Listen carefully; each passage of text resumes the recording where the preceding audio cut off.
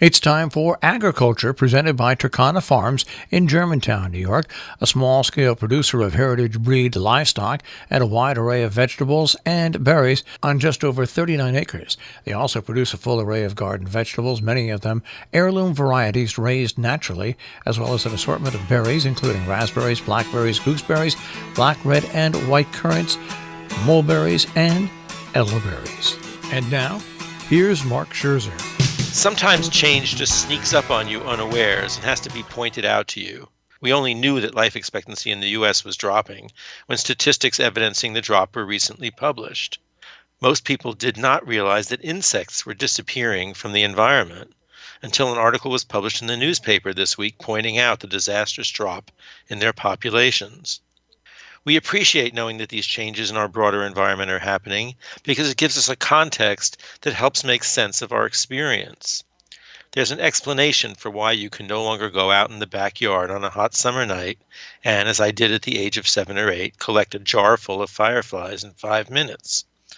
As a friend recently pointed out, it may actually provide some comfort to people to know that the seemingly inexplicable, sad death of a young person by overdose is not so inexplicable after all, but reflects a broad social trend.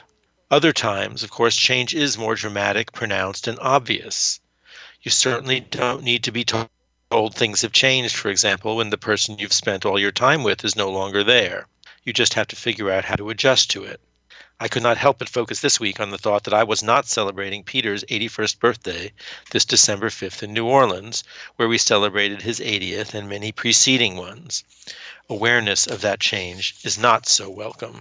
Whether dramatic or invisible, any change in our circumstances may trigger a response in us, making us, in turn, the agents of change. Change we bring about ourselves is perhaps the most discomforting kind of change, forcing us, as it does, to take responsibility, exercise judgment, make choices in circumstances where many competing approaches can be justified. Making decisions about what to change is inherently, to my mind, a source of anxiety. Each of these kinds of change is at play here at Turkana Farms these days.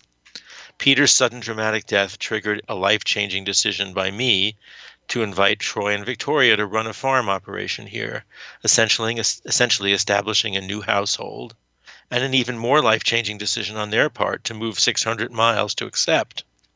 As we finished the last harvest of the current farm year, the geese went to market this week. Troy and Victoria are about to be thrust quite immediately into the decisions which must be made about what to produce next year and in what direction to move the farm over time. These latter decisions must necessarily be made against the backdrop of larger changes in the environment and economy far beyond any of our individual control.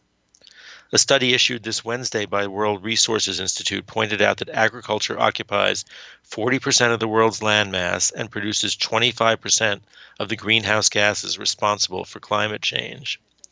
To meet a growing population, by 2050, the agricultural sector must produce 56% more calories than it does now. But to avoid environmental catastrophe, it must do so without occupying more land and without producing more greenhouse gases. In short, a lot more food must be produced on less land. One of the report's recommendations is that consumption of beef and lamb be dramatically reduced, in part because these animals produce a lot of methane, and that meat consumption be transferred to more environmentally efficient products like chicken. Our farm went out of beef production a couple of years ago.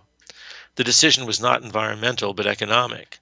It had become apparent to us that our small amount of land could sustain only a small herd of cows. The cost of maintaining a bull to inseminate our 3 breeding cows, when he could reasonably service 10 times that number, was too high to justify. But while we stopped raising cows, we kept our sheep. Again, we didn't view that decision as an environmental choice, although I could try to justify it on such grounds. Sheep produce far less methane than cows, and I feel judging their environmental footprint by their methane output alone overestimates their adverse impact, because both sheep and sheep products can produce greenhouse gas savings. We generally keep a small herd of sheep on the front lawn every year. Their constant grazing means we virtually never mow that lawn, helping reduce our carbon footprint.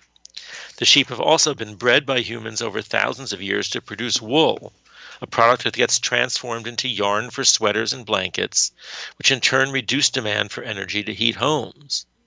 Wool in some places is even made into house insulation. I would argue that these environmental benefits need to be balanced into the sheep's carbon footprint account.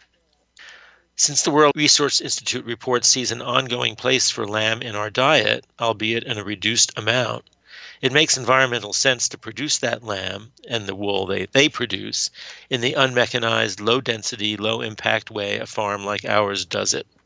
You may dismiss all this as rationalization to justify keeping animals we've grown attached to, and argue that we're being environmentally irresponsible by keeping them. That argument, if you present it, may hold more sway with Victoria and Troy than it would have with me and Peter. I would be interested to see which way their decision will go. I note that Victoria has already sought out and started sales of some of our accumulated fleece to a maker of felt hats. I returned to the farm this weekend to see a table laid out with thrice-washed wool, which Victoria is about to use in an experiment to create felt of her own. Given the enthusiasm both Troy and Victoria share for spun fiber, and the bonds of affection Victoria has already formed with some of the sheep, I'm crossing my fingers and hoping that they do not make poultry the farm's sole source of animal protein.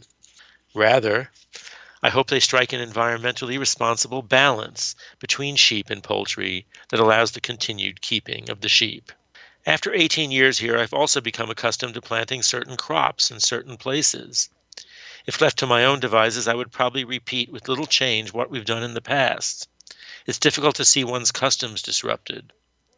But Victoria has already been working on next season's seed orders and making some different choices about what to plant and where to plant it.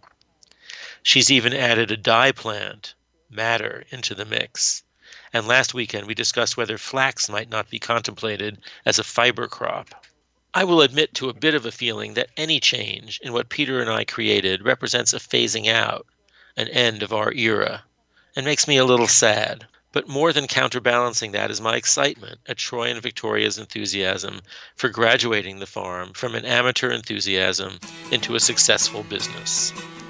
I'm on the whole quite happy to be relieved of making difficult choices about how to change to meet a changing environment.